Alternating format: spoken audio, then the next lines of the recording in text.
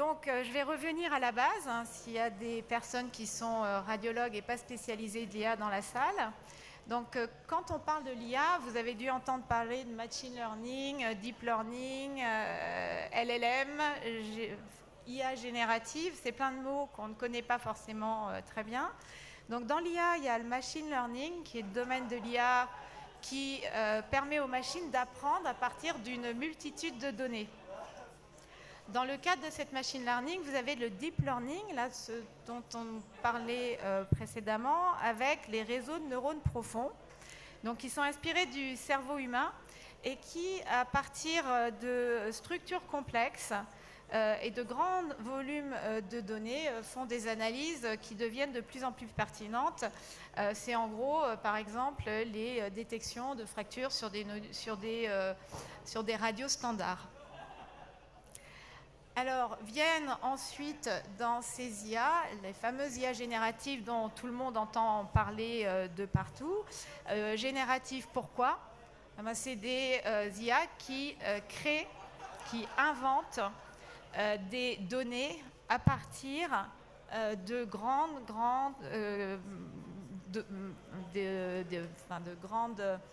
données qui regroupent aussi bien des images, des vidéos.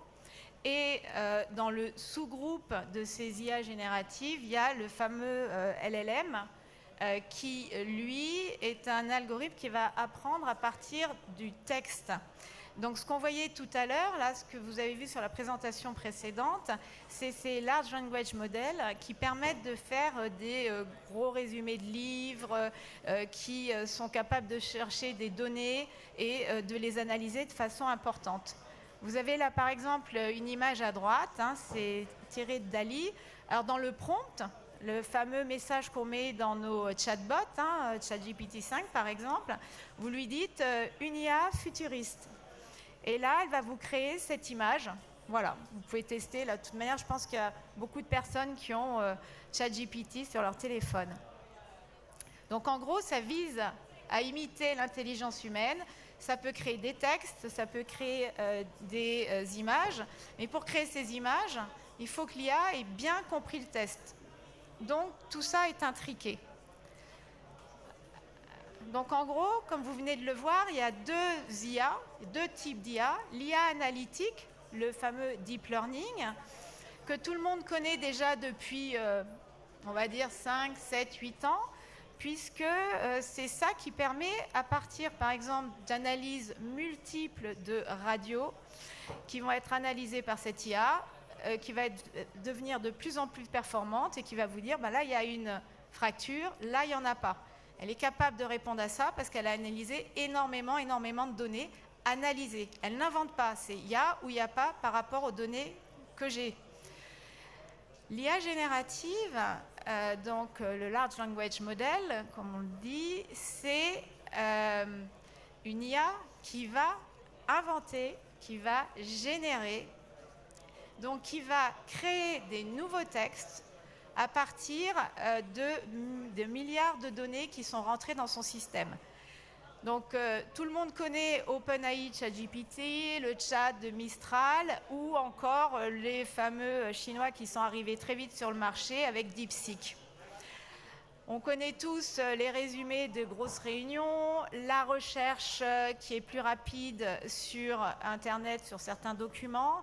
Vous avez vos enfants qui ont tous essayé de gruger en faisant les devoirs rapidement avec ce type d'IA générative.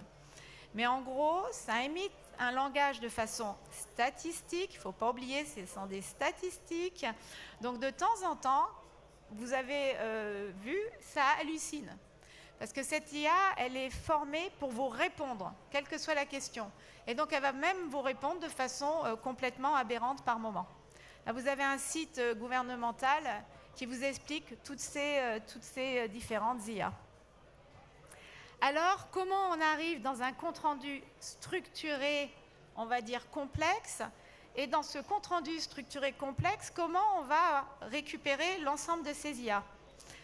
Vous avez ici, par exemple, l'IA analytique qui a analysé, là c'est par exemple dans un scanner thoracique avec des nodules pulmonaires, L'IA a analysé vos images, elle est capable de dire j'ai un nodule solide qui fait telle mesure, tel volume, ou verre dépoli, ou mixte.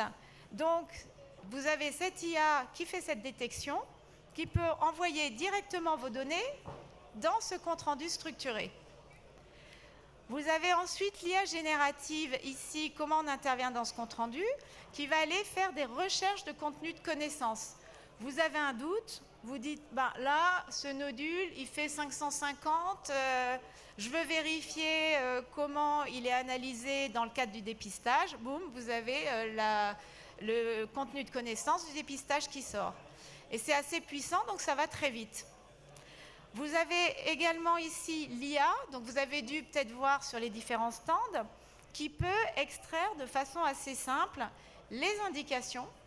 C'est tellement puissant dans l'analyse que c'est capable de détecter comment le médecin a écrit. Vous êtes là en train de vous dire, mais qu'est-ce qu'il a voulu dire?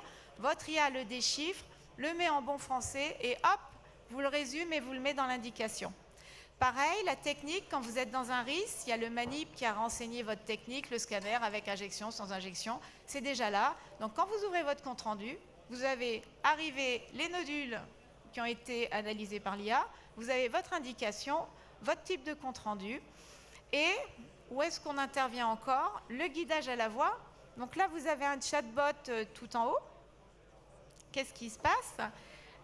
Dans ce chatbot, vous allez parler en langage naturel, on va dire, en disant, par exemple, ce patient, j'ai vu qu'il y avait un nodule dans le sein droit, hein, les choses que vous ne regardez pas, que l'IA n'a pas analysées, parce que vous n'avez pas l'IA qui analyse l'ensemble de votre image.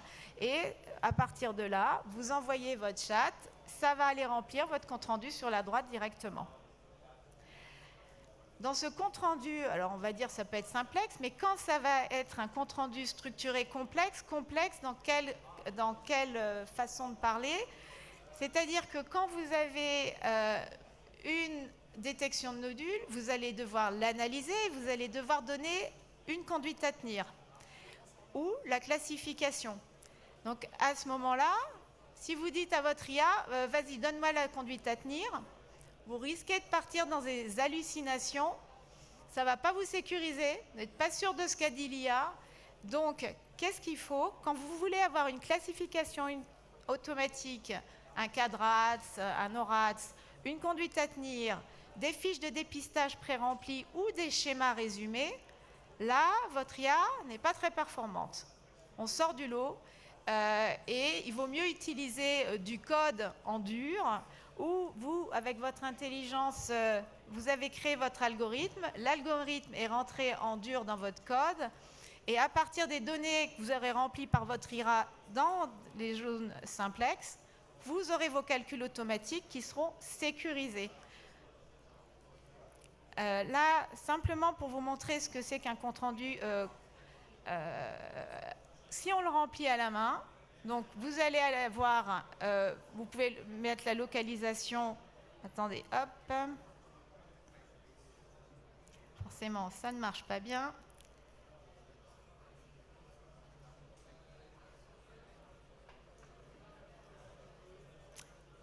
Désolée. Voilà. Donc, vous remplissez par exemple un nodule mixte, vous mettez la taille du verre dépoli, vous mettez le volume de la portion dense et vous voyez qu'il y a écrit TDM à 3 mois. Ça vous donne une conduite automatique, pas par l'IA. Vous allez remplir le score semi-visuel coronaire, la densité vertébrale, l'aorte, le diamètre, et ça va vous donner à droite, dans la conclusion, la conduite à tenir, et ça va vous remplir automatiquement votre fiche de dépistage, indépendamment de tout IA. Ça, c'est un compte-rendu structuré complexe. À la fin, votre compte-rendu part et votre fiche part avec. Donc vous avez votre compte-rendu dans lequel vous avez ajouté les éléments qui sont, on va dire, hors dépistage. Vous avez pu détecter, je ne sais pas moi, une tumeur de la clavicule ou autre, vous rajoutez dessus. Ça, c'est un compte-rendu complexe. Donc à la fin, vous avez votre compte-rendu sur la gauche et les 2 fiches de dépistage qu'on vous demande de remplir. Ça fait gagner du temps et c'est il n'y a pas d'hallucination puisque c'est du code. Là, comment ça intervient? Alors, juste pour vous montrer, vous voyez en bas, je suis en train de parler dans le micro, ça va remplir votre chat, donc le micro vert. Vous dites envoyer, tout ça est donc à la voix. Ça va remplir votre compte-rendu, ça part directement dans l'indication. Vous voyez en bas que ça rentre dans une petite boîte mauve. Comme à droite, vous avez le petit signalétique mauve, comme quoi cette partie du compte-rendu a été changée par l'IA. Là, vous rajoutez par exemple un nodule d'endométriose qui va remplir votre compte-rendu. Vous avez endométriose profonde en dessous, alors là, je n'ai pas cliqué, qui indique que votre IA a rempli quelque chose à cet endroit. Et là, vous allez lui demander une conclusion semi-automatique. C'est-à-dire, fais-moi le calcul de la classification des PEI de l'endométriose profonde. Il va vous le faire automatiquement à droite. En bas, à droite. Mais comme c'est une conclusion semi-automatique, cette conclusion, elle est basée sur les clics qui ont été faits précédemment, que vous avez dictés à la voix. Donc, à la fin, là, je vous montre simplement, quand on ouvre endométriose profonde, c'est assez visuel. Vous voyez que votre ligament hétérosacré a bien été cliqué. Vous pouvez cliquer ici la conclusion semi-automatique pour la classification. Et ça vous laisse du temps encore pour faire ce que le chirurgien adore, remplir le schéma. Là, vous avez une vue chirurgicale droite-gauche, donc il faut inverser parce que le chirurgien ne regarde pas dans le même sens que nous. Et comme ça, votre compte-rendu complexe, il est rapidement rempli en évitant les hallucinations. Donc, alors, mon complexe avec le E, je suis désolée. Donc, on va parler de compte-rendu complexe versus simplex. Vous avez tous été voir, je pense, les chatbots, qui permettent de vous faire un compte-rendu. Alors, c'est assez sympa. Vous balancez 3-4 mots, boum, votre compte-rendu, il est fait. Alors, ça va quand le compte-rendu est simple et court.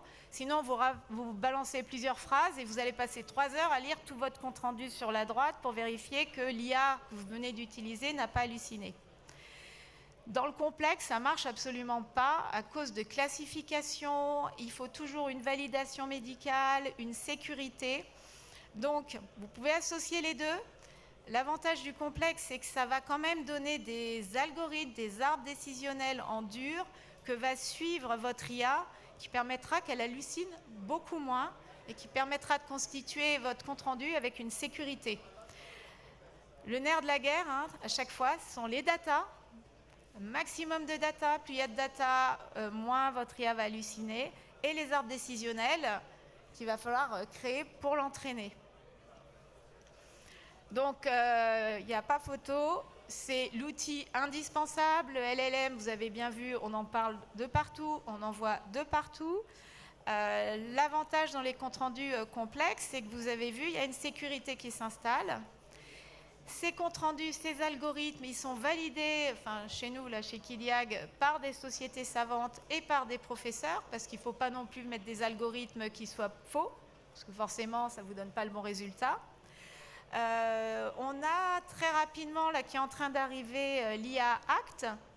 Ça va être le gouvernement qui pose les bases de l'IA. C'est-à-dire que quand vous allez avoir une IA, ils vont venir vous dire comment vous l'avez entraînée, parce que l'IA, vous envoyez quelque chose, c'est une boîte noire, il y a quelque chose qui ressort.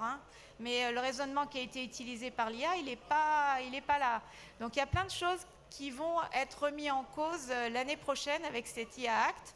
Parce que comme vous l'avez vu, il y a ChatGPT qui a pris des milliards de données. Ils n'ont pas du tout vu la propriété intellectuelle. Ils ont pompé des livres, des choses comme ça. Maintenant, il y a des gens qui sont en train de dire « Attention, mon livre, il a servi à entraîner ChatGPT. Ok, ben, je voudrais quelques millions d'euros d'indemnité ou de dollars. » Il y a des contenus de connaissances internes. C'est important. C'est des contenus de connaissances qui entraînent votre IA. Il faut qu'elle soit entraînée avec des choses qui soient valides. C'est en constante évolution. Et attention aux hallucinations. Alors là, je vous ai mis 2 petits schémas. À gauche, c'est mon collègue Peter Petrov, il y a 2 semaines, qui me dit « Je ne sais pas ce que c'est l'angle HKA, HKS que me demande le chirurgien. Je demande à ChatGPT 5. Hein, vous avez, c'est écrit. Hein. Merci de me trouver. » Donc, vous voyez le radiologue qui s'adresse à l'IA, mais qui demande comme s'il s'adressait à la secrétaire ou à quelqu'un. Un schéma indiquant les angles de mesure. Et vous avez vu l'angle de mesure. Hein, voilà, ça part du fémur droit, ça va au genou gauche et ça revient au milieu du tibia. Hein. Là, c'était, peux-tu me montrer un schéma de neuromyélite, avec atteinte optique, neuromyélite optique ou sclérose en plaques, pour faire le distinguo entre ces 2 pathologies qui peuvent être similaires. Et vous avez vu, qu'est-ce qui vous sort? Oh, pardon. J'ai dû dépasser la minute. Qu'est-ce qui se passe? Si vous avez regardé, à la fin, il vous met des schémas, c'est hallucinant. Donc vous avez le nerf optique qui traverse l'orbite et qui part du cristallin. Voilà, donc le LLM, oui, mais attention, sous contrôle. Ça hallucine encore. Peut-être que dans 3 ans, ça sera tellement puissant que ça n'hallucinera plus. Mais il faut faire attention. On n'oublie pas qu'on a un cerveau et qu'il faut toujours vérifier ces éléments. Voilà. Je ne sais pas si vous avez des questions.